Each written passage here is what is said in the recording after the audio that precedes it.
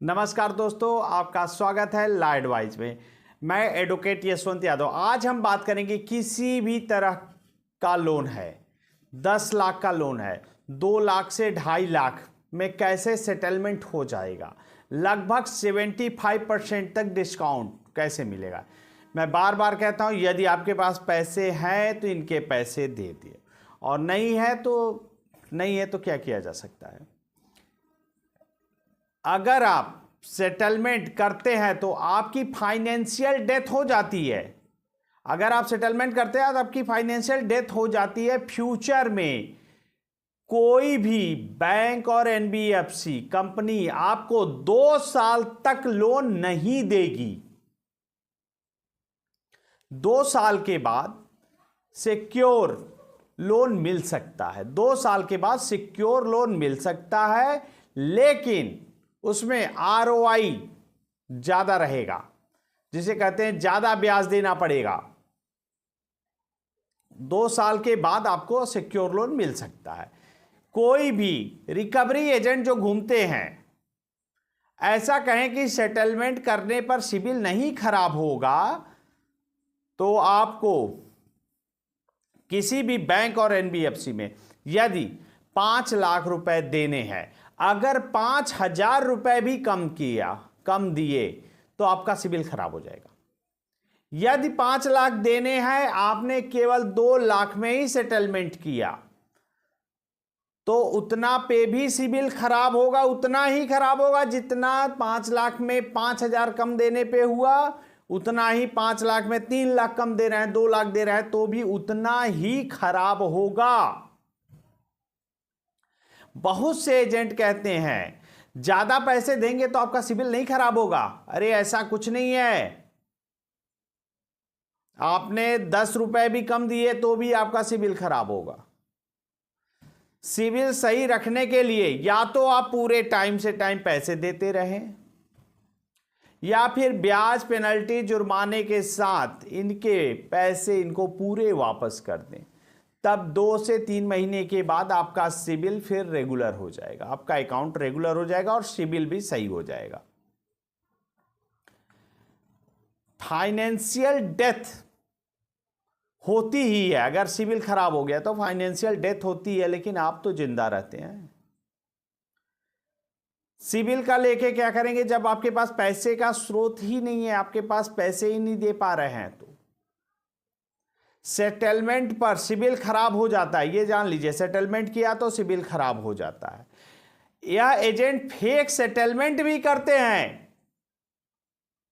फर्जी तरीके से ये आपको फेक सेटलमेंट भी करते हैं, और ये इनकी तो कोई सैलरी होती नहीं है। ये रिकवरी एजेंट जो घूमते हैं, इनकी तो कोई सैलरी होती नहीं है। ये कमीशन पर काम करते हैं, कमीशन पे काम करते हैं, तो इनका कोई सैलरी न होने के कारण आपसे ये पैसे निकालते हैं, और बैंक को जब देते हैं तो बैंक उनको कमीशन के तौर पे उनको 25% तक दे देती है।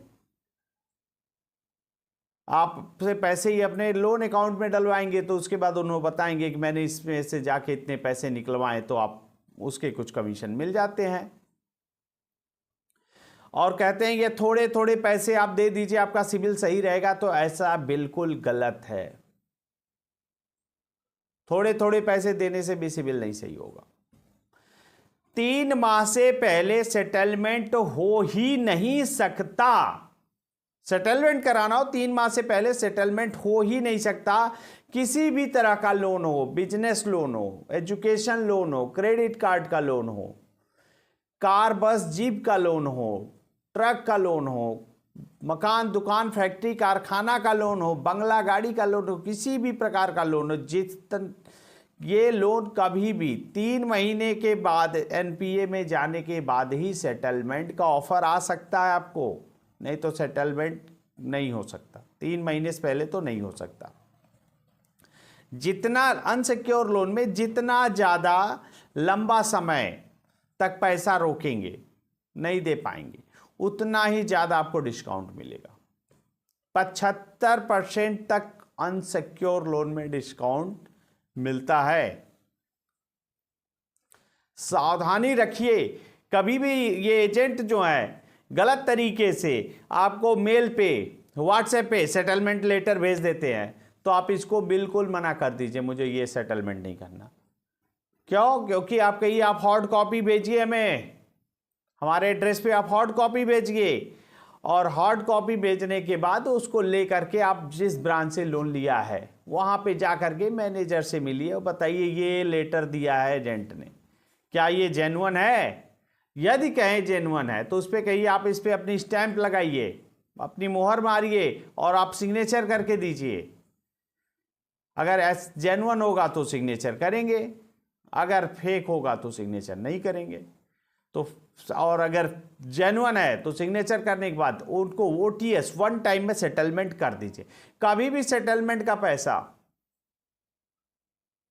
कैश नहीं देना आपको, DD दीजिए, ऑनलाइन दीजिए, चेक से दीजिए, लेकिन कैश मत दीजिए।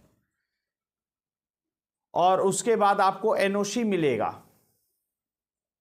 NOC में उस सेटलमेंट लेटर में एक और मेंशन कराइए कि आज के बाद फाइनल सेटलमेंट होने के बाद हमारे उत्तराधिकारी से या हमसे इस लोन से कोई मतलब नहीं रहेगा, ये पूरी तरह से सेटलमेंट हो रहा है। तो ये चीज़ मेंशन करवा करके आप स्टैंप लगवा कर सिग्नेचर करवा के आप NOC ले लीजिए। फिर कोई भी तरह की समस्या हो, प्रॉब्लम हो, परेशानी हो, मेरा व्हाट्सएप नंबर है, आप हमसे संपर्क कर सकते हैं। मेरी नॉमिनल सी छोटी सी फीस होती है, उसको पे करके।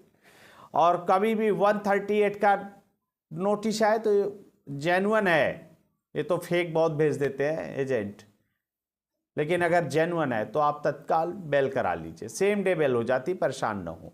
138 का चेक बाउंस का केस हो तो same day bail, payment and settlement tax section 25 का हो तो सेम डे बेल, और कभी 32 का नोटिस हो, 34 का नोटिस हो, DM साहब का नोटिस हो, रिकॉल नोटिस हो, डिमांड नोटिस हो, आर्बिट्रेशन की नोटिस हो, किसी भी प्रकार का नोटिस हो, आप हमसे व्हाट्सएप नंबर पे भेज करके हमसे क्या सलाह है कानूनी रूप से, उसको मैं पूरी तरह से आपको बता दूंगा क्या करना है, नेक्स्ट स्टेप क्या होगा, कैसे करना है। कोई भी समस्या परेशानी हो तो हमारा व्हाट्सएप नंबर है, आप इसे संपर्क कर सकते हैं। मैं अपनी बात को समाप्त करता हूँ। जय हिंद, जय भारत।